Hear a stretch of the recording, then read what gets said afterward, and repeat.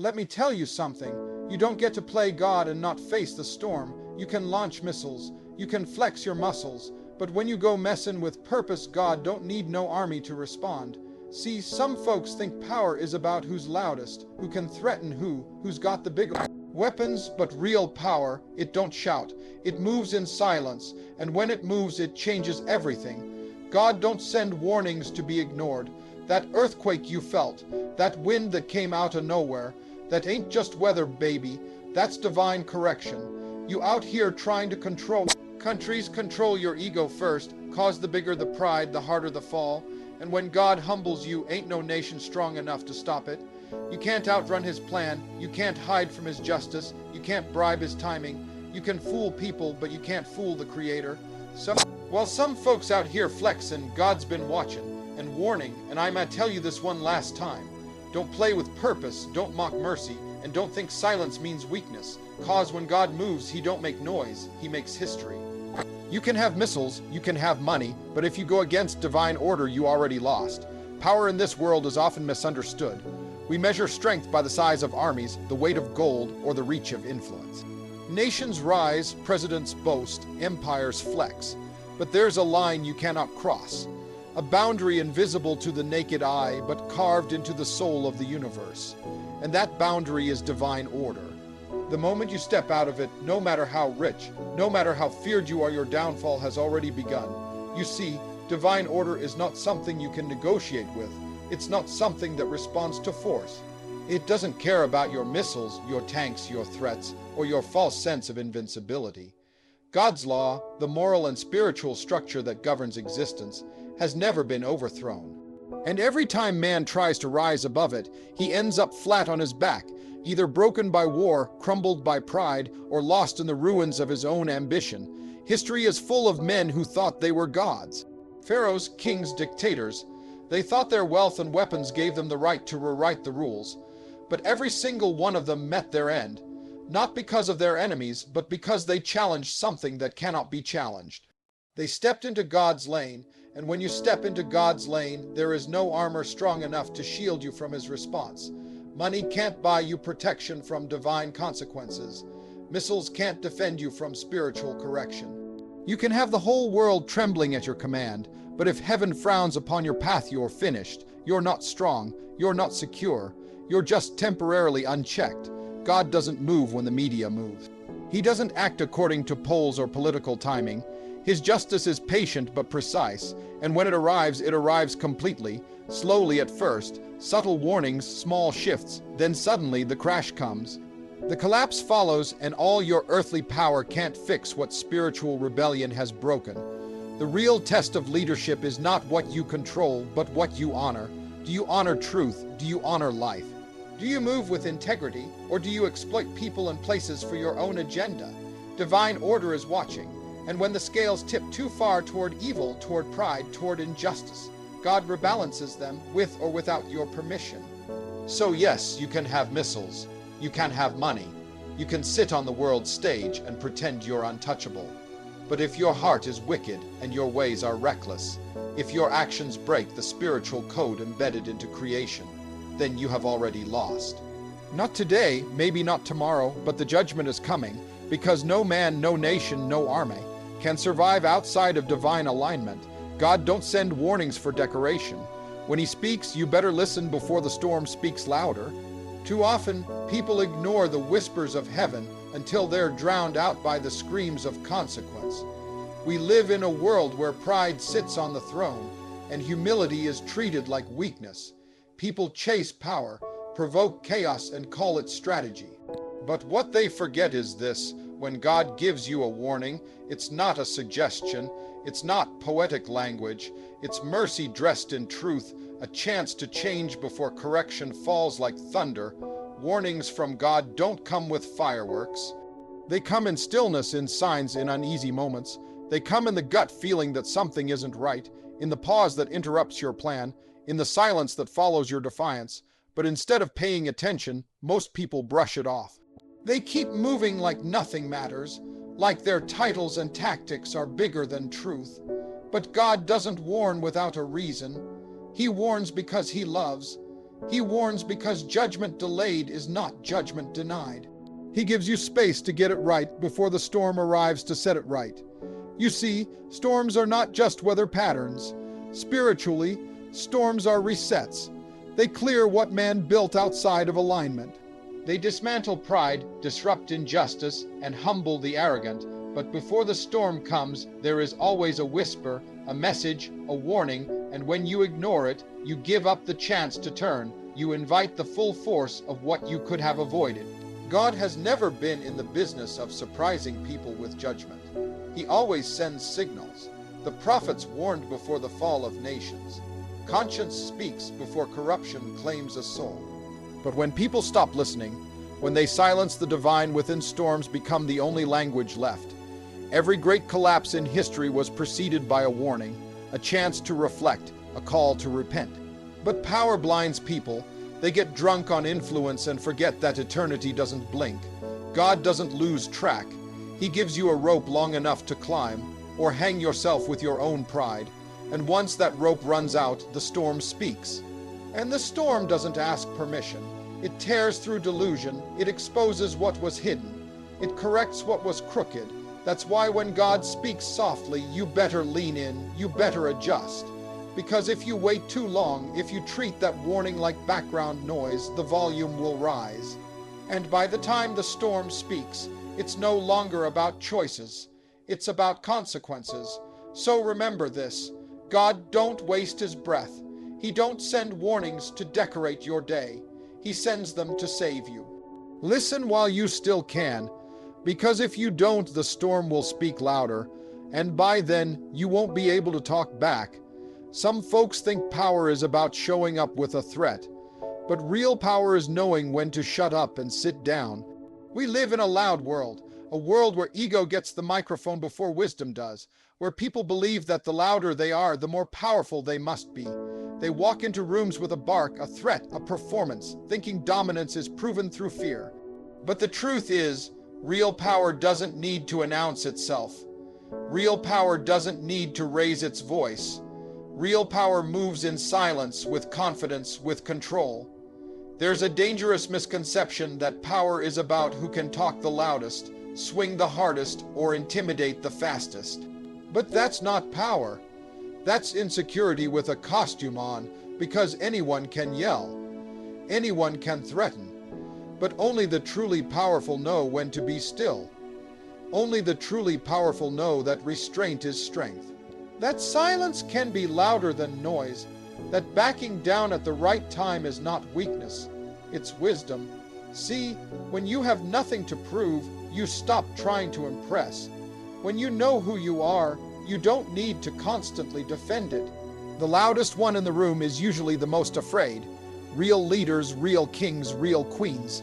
They don't shake when they're quiet. They sit down because they understand timing. They understand that not every moment requires action. That sometimes power is choosing peace over pride, but the world teaches us the opposite. It teaches us that showing up with threats, with weapons, with drama, that's how you gain respect. That's how you stay in control.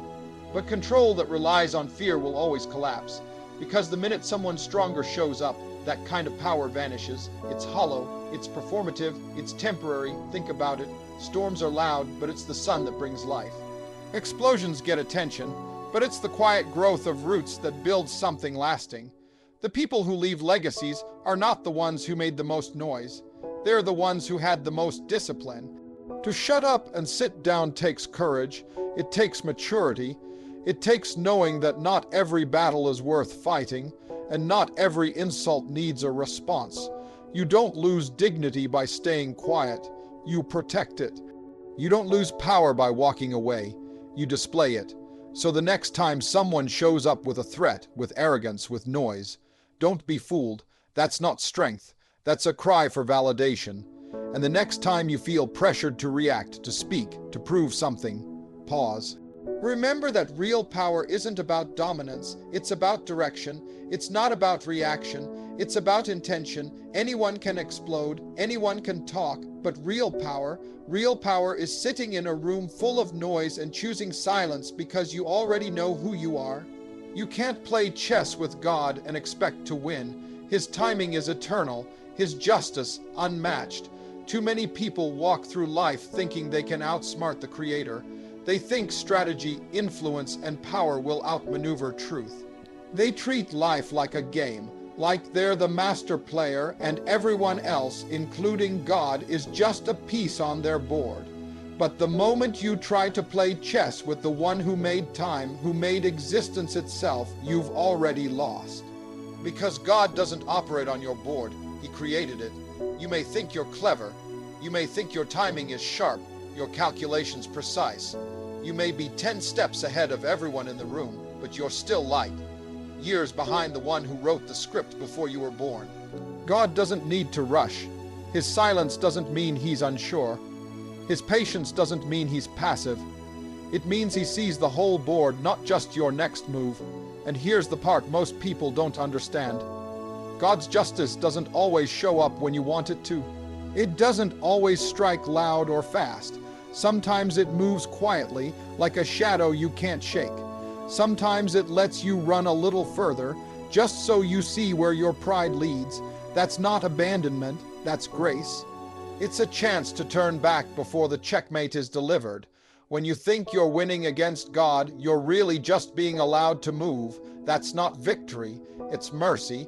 You're still breathing not because you outsmarted Him, but because He hasn't made His move yet. And when He does, when He responds, it's never reactionary, it's never emotional, it's divine precision, no wasted motion, no missed opportunity, no injustice ignored. That's the thing about God's justice. It is unmatched because it is not bound by human limits. Courts may fail, people may deceive, systems may be broken, but divine justice sees what man can't, reaches where law won't, and delivers what pride thought it could escape. You can hide the truth from the world, but not from the one who sees in secret. You don't win against God. You align with Him or you fall against Him. You walk in truth or get crushed by it. You either surrender the board or get removed from it. This isn't a game to Him, it's destiny. It's purpose, it's eternal law, so you can make all the moves you want. Stack your power, gather your allies, control the media, build your narrative. But none of that intimidates the one who controls time, breath, consequence, and eternity. He sees it all, and when He moves, it's checkmate. Not just for your plan, but for your pride. So no, you can't play chess with God and expect to win. Not today, not ever. His timing is perfect. His hand is steady. And His justice, it never misses. Let me tell you something. When man thinks he's the king, God shows up to remind him who built the throne. There's a dangerous point in a man's life where he begins to believe his own hype. He looks around at what he's built, the money, the influence, the applause, and he starts to think he did it all on his own. He starts walking like he's untouchable, talking like he's above correction, moving like he owns the world. That's the moment where pride blinds him, and he forgets something vital. The throne he's sitting on doesn't belong to him. He didn't build it. He didn't earn it without grace. It was given, and just as easily it can be taken. See, God allows men to rise. He opens doors. He gives wisdom. He blesses hands that build and hearts that serve. But when those same hands start pointing arrogantly toward the heavens, and those same hearts become full of themselves instead of gratitude, that's when things shift. That's when God steps in to remind everyone that He alone is the source of all power. Throughout history, we've seen it. Kings who ruled nations like gods, only to be brought down by a whisper, a storm, a collapse they never saw coming. Leaders who thought their word was law until one act of divine justice humbled them in front of the world. When man forgets his place, God has a way of reminding him, not to destroy him, but to correct him. Because no matter how high you rise, there's always one higher. The problem is, man starts to believe that the throne is permanent, that being in control means being invincible, but power without humility is a trap. It makes you think you're untouchable until God touches what you love most. He'll shake your kingdom, He'll test your walls, He'll remind you that without Him, all you've built is dust waiting for a breeze. It's not about God being jealous of man's success, it's about man forgetting the source of it. The moment you crown yourself king over your own destiny, you've already invited a correction, because there is only one true king. One true ruler, one true author of life, and when he moves, he doesn't ask for permission. You can dress like a king, you can act like a king, you can be called sir by a million people, but none of that matters when the real king steps into the room. His presence humbles the proud, his silence silences the arrogant, and his justice dismantles every false throne. So go ahead, build your legacy, lead your people, use your gifts, but never forget who built the throne you're standing near. Because the second you think you built it yourself, the second you start acting like the crown belongs to you, God will show up not to punish but to remind you this was never your seat to begin with. There's a difference between being in charge and being chosen, and baby, if God didn't choose you, step back. In this world, people chase titles. They chase positions, platforms, microphones, and seats at the table.